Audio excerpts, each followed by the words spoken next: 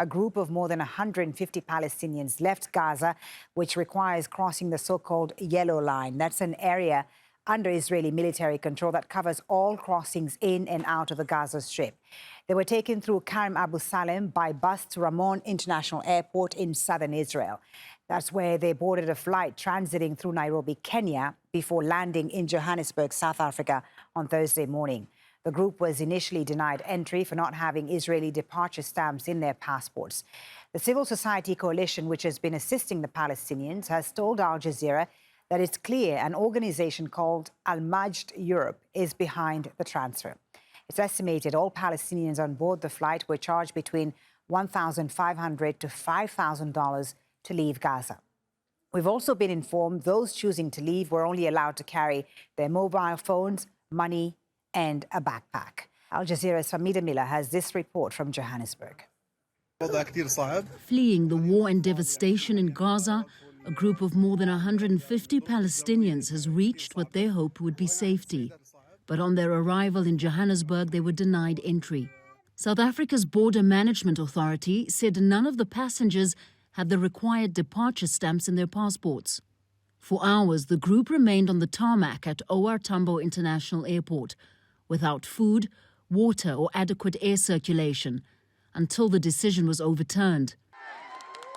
About 120 entered South Africa, while others flew on to other countries. These are people from Gaza who somehow mysteriously were put on a plane that passed by Nairobi and came here.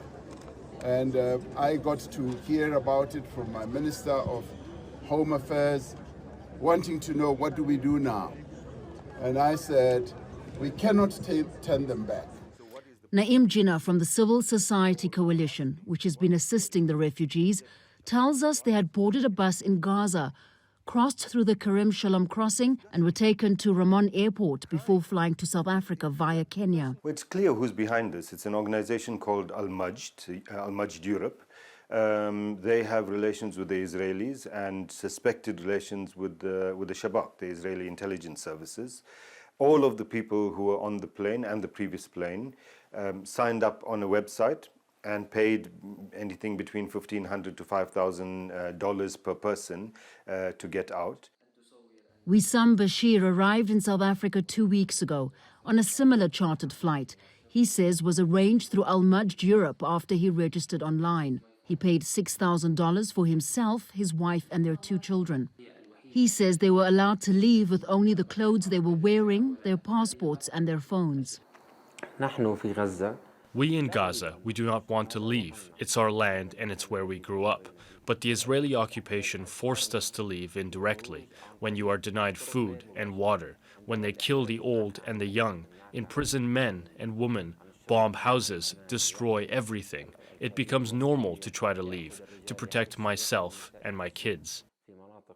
The South African government says it will investigate how an unregistered organization arranged the travel. Those who are here have indicated that they would want to apply for asylum here. They haven't done so officially, but the South African government has pledged to assist them as far as possible. And for many like Wissam, remaining safe is a priority. Famida Miller, Al Jazeera, Johannesburg. Antony Loewenstein is the author of the Palestine Laboratory, a book about Israel's arms and surveillance industry. He says these operations didn't just happen overnight, as they require both Israeli permission and that of the destination countries involved. It's interesting that South Africa was the apparently final destination, considering South Africa is one of the most pro-Palestine countries on the planet, certainly after it tried to push for a case in the International Criminal Court against Israel for crimes of genocide. There are so many weird unanswered questions about this. The website for the company itself is incredibly strange, almost created by AI. The faces, there's not really any names, there's no any associations. So it's hard not to think of this, and I've done a lot of work over the years around disaster capitalism, the concept of people making money from others' misery. And this has very much the flavor of that, outrageously.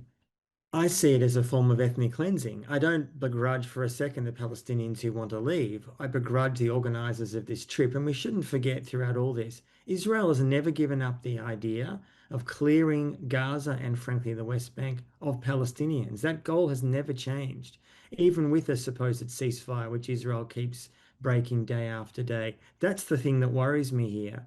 That you have desperate Palestinians, and I've seen this in other conflicts, who are looking for a better life. I've seen this in Iraq, Afghanistan, and elsewhere in the last 20 years. People deserve a better life. I have no resentment of people who want that. The issue is people who are providing this in the Israeli state, facilitating it, a state that openly still many ministers in the Israeli government and frankly in the Israeli public want no Palestinians in Gaza left. And this is, I fear, part of that mission.